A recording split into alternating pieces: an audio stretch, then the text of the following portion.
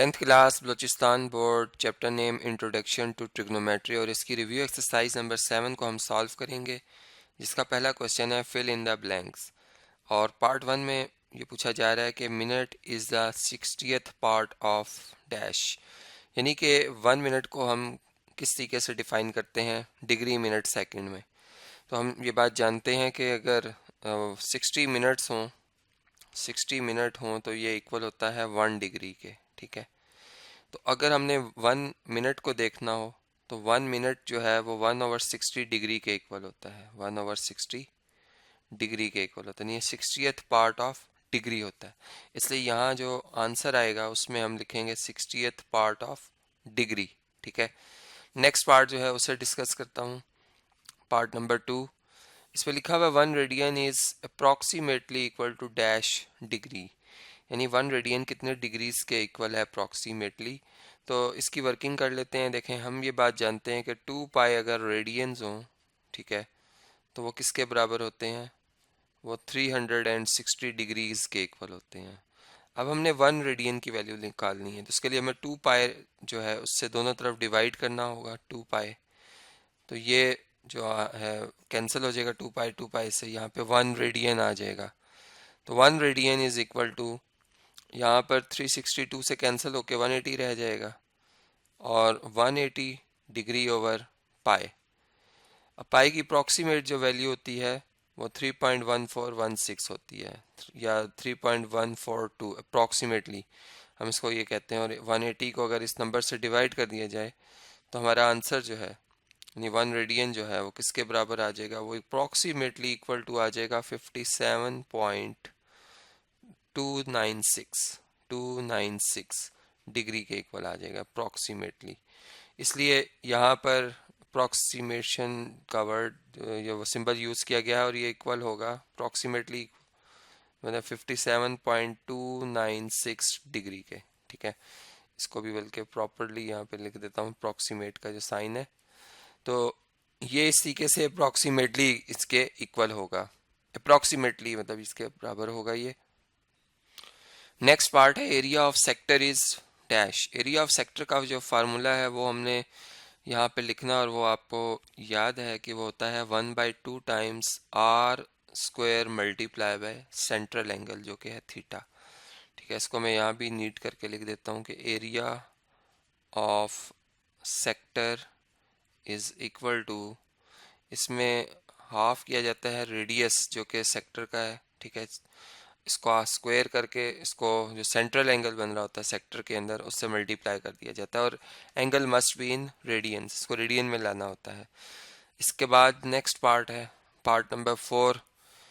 इसमें लिखा हुआ है कि if the terminal side of an angle falls on dash is called a quadrantal angle, यानी कि अगर टर्मिनल साइड जो एंगल की है वो एक, मतलब एक ख़ास पर्टिकुलर वर्ड है यहाँ पर, उस पर अगर आ जाए तो ऐसे एंगल को हम क्या क्वाड्रेंटल एंगल कहते हैं। ठीक है, यानी अगर मैं यहाँ पर आपको क्वाड्रेंटल एंगल की डेफिनेशन को रिवाइज कर दूँ तो ये हमारे पास जो है एक्स एक्सिस और वाई एक्सिस है। ठीक है, ये हॉरिजॉन्टल लाइन एक्स एक्सिस है और ये वर्टिकल लाइन जो है वाई एक्सिस है।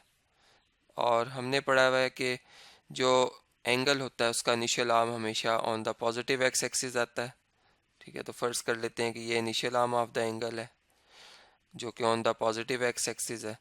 अब टर्मिनल साइड जो है, अगर अगर एक एंगल जो क्वाड्रेंटल एंगल है उसकी टर्मिनल साइड या तो वाई एक्सिस पे आएगी, ठीक है, या वो एक्स एक्सिस पे आएगी, या वो वाई एक्सिस के मतलब उस पार्ट पे आएगी जो नेगेटिव पार्ट है। तो ऐसा एंगल जो बनेगा उसे हम क्वाड्रेंटल एंगल कहेंगे। तो इसलिए यहाँ पर हम लिखेंगे if the terminal side of an angle falls on x और या एक्स एक्सिस और वाई एक्सिस। ठीक है, एक्स एक्सिस और वाई एक्सिस, ठीक है, is called a quadrantal angle. Next part है पार्ट नंबर 5। इसमें लिखा हुआ है 1 plus tangent square theta is equal to dash.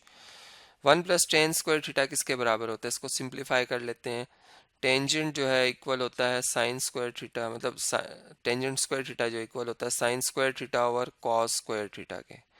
अब आप एलसीएम ले लें, एलसीएम लेंगे तो कॉस स्क्वायर थीटा एलसीएम में आएगा। फर्स्ट टर्म का डिवाइज़र 1 था, इसलिए यहाँ पर कॉस स्क्वायर थीटा इसके न्यूमरेटर से मल्टीप्लाई हो जाएगा, कॉस स्क्वायर थीटा आएगा, जबकि सेकंड जो फ्रैक्शन है उसका divisor already cos square theta ही है, इसलिए इसका साइन स्क्वायर थीटा जो 1 से मल्टीप्लाई होकर साइन स्क्वायर थीटा आ जाएगा। अब हमें फार्मूला पता है कि 1 cos square theta plus sine square theta 1 के बराबर है, तो 1 divided by cos square theta, और 1 ओवर कॉस थीटा जो होता है वो सीकेंट के बराबर होता है, तो 1 ओवर कॉस स्क्वायर थीटा जो है वो सीकेंट स्क्वायर थीटा के बराबर आ जाएगा। तो यहाँ से हमें पता चला कि ये 1 प्लस टेंजेंट स्क्वायर थीटा किसके बराबर है, ये सीकेंट स्क्वायर थीटा के बराबर है। इसको बल्कि मैं स्क्वायर को थोड़ा सा नीचे करके लिखता हूँ यहाँ पर, सीकेंट स्क्वायर थीटा। तो इस तरीके से ये हमारा आंसर आ गया। अब नेक्स्ट पार्ट आपसे डिस्कस करता हूँ। जी नेक्स्ट है क्वेश्चन नंबर 2, जिसकी स्टेटमेंट है कि चूज द करेक्ट आंसर, यानी हमें इस क्वेश्चन 2 के हर पार्ट के साथ 4 पॉसिबल आंसर बताए जा रहे हैं, उनमें जो दुरुस्त जवाब होगा उसे हमें सिलेक्ट करना होगा, उसे हमें टिक करना होगा। जैसे पहला पार्ट अगर आप रीड करें तो इसमें लिखा हुआ है an angle is union of two dash. तो इन ऑप्शंस में अगर हम देखें तो एन एंगल जो है is the union of two non collinear rays, ठीक है। मतलब एंगल जो है वो बेसिकली दो नॉन कोलिनियर जो रेज होती हैं उनकी यूनियन का नाम है। तो फर्स्ट का जो आंसर है वो पार्ट नंबर ए है, इसको हम टिक कर देंगे। नेक्स्ट पार्ट है part number 2, 1 minute is equal to dash part of degree, यानी 1 मिनट कितने पार्ट ऑफ डिग्री के बराबर है। तो याद रखें कि वो 60th पार्ट ऑफ डिग्री के बराबर है। इसको भी हमने डिस्कस किया था कि अगर 60 मिनट्स हों 60 मिनट्स हों तो वो इक्वल होते हैं 1 डिग्री के। तो इसी तरह से अगर 1 मिनट को देखा जाए कि वो कितने डिग्रीज के इक्वल, तो 1/60 डिग्री के इक्वल होता है वो। नेक्स्ट पार्ट जो है वो आपसे डिस्कस करता हूँ। जी नेक्स्ट पार्ट जो है पार्ट नंबर 3, इसमें अगर आप देखें तो 2π/3 रेडियन इज इक्वल टू, अब 2π/3 रेडियन कितने डिग्रीज के इक्वल है, इसको हमने यहाँ पे चेक करना है। तो हमें पता है कि पाई जो है, अगर हम पाई को डिग्री इसमें लेके आए तो ये 180 डिग्री के बराबर होता है, यानी 2 को मल्टीप्लाई कर दें 180 डिग्री से ओवर 3, तो ये डिग्रीज में आ जाएगा, रेडियन से कन्वर्ट होकर डिग्री में आ जाएगा। अब 3 180 को कैंसिल कर सकता है, 360 टाइम 180 होता है। अब और 60 जो है 2 से मल्टीप्लाई होकर क्या बन जाएगा 120 डिग्री। तो आंसर हमारा आता है 120 डिग्री, बी ऑप्शन, इसको हम टिक कर देंगे। नेक्स्ट पार्ट है पार्ट नंबर 4, इसमें लिखा हुआ है कि 1 degree is equal to dash radians, मतलब हमने रेडियंस में बताना है कि 1 डिग्री कितने रेडियंस के बराबर होती है, ठीक है। तो इसके लिए वर्किंग करते हैं। देखें हमें पता है ये बात कि 2π रेडियंस अगर हों तो वो इक्वल होते हैं 360 डिग्रीज के, ठीक है। अब हम ये बात भी नोट कर रहे हैं कि 1 डिग्री जो है वो कैसे आएगा, अगर हम 360 से दोनों तरफ डिवाइड करते हैं तो 2π/360 जो है वो किसके बराबर होगा, रेडियंस के बराबर होगा, ठीक है। और इसको मज़ीद अगर देखें तो ये 1/180 बनता है, यानी π/180 जो है ये रेडियंस किसके बराबर होते हैं, ये बराबर होते हैं 1 डिग्री के, ठीक है। अब हम अगर इस पाई की वैल्यू ले लें अप्रॉक्सीमेट जो कि 3.142 है, इसको अगर हम 180 से डिवाइड करते हैं तो चेक करते हैं क्या आंसर आता है।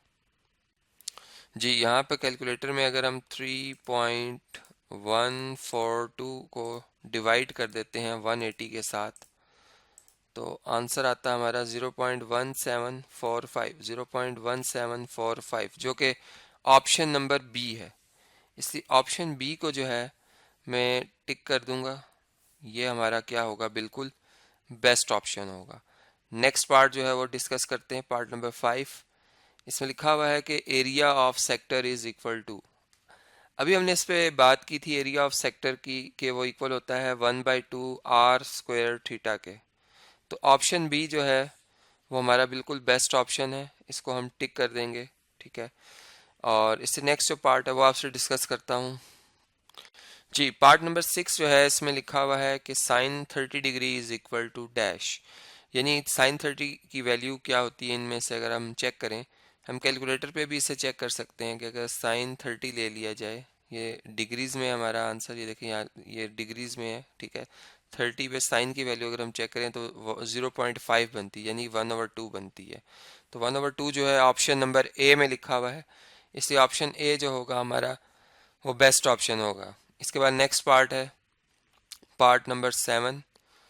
इसको अगर हम देखें तो इसमें लिखा हुआ है sine square theta plus cos square theta, ये किसके बराबर होता है? तो ये बात हम जानते हैं कि बाय पाइथागोरस थ्योरम हमने इस बात को प्रूव किया था कि ये 1 के बराबर होता है। ऑप्शन सी जो है हमारा बिल्कुल यहाँ पे बेस्ट ऑप्शन होगा, हम इसे टिक कर देंगे। इसके बाद जो नेक्स्ट क्वेश्चन आ रहा है क्वेश्चन नंबर 3, वो आपसे डिस्कस करता हूँ। क्वेश्चन नंबर 3 में हमने प्रूव करना है एक रिजल्ट जिसमें secant power 4 theta minus tangent power 4 theta जो है इक्वल टू हमने शो करना है 1 + 2 टाइम्स टेंजेंट स्क्वायर थीटा के। तो इस रिजल्ट को हमने प्रूव करना है कि ये आपस में बराबर है, ठीक है। तो इसके लिए इस पे हम वर्किंग कर लेते हैं कि ये लेफ्ट हैंड साइड अगर हम सेलेक्ट करते हैं, for example left hand side अगर आप देखें तो वो क्या लिखी हुई है, इसमें लिखा हुआ है secant 4 power theta minus tangent 4 power theta, ठीक है। अब अगर हम इस पे फार्मूला बना लें, यानी इसको secant square theta whole square और इसे टेंजेंट होल स्क्वायर थीटा, मतलब tangent square theta whole square कर दें, तो इस पे A square minus B square का फार्मूला लगाया जा सकता है। हमें पता है कि A square minus B square किसके बराबर होता है? A minus B into A plus B के।